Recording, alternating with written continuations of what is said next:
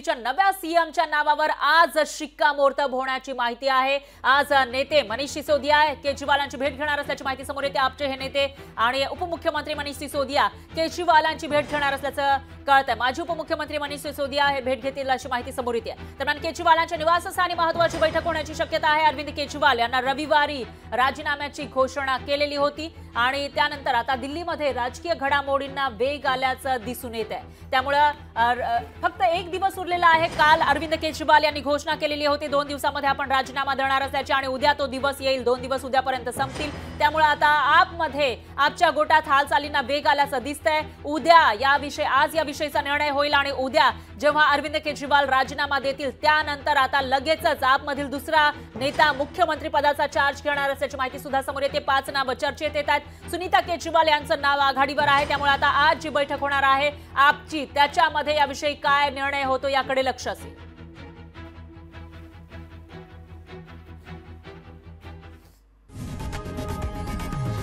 लोकशाही मराठी ऐका, पहा, जागरूक रहा।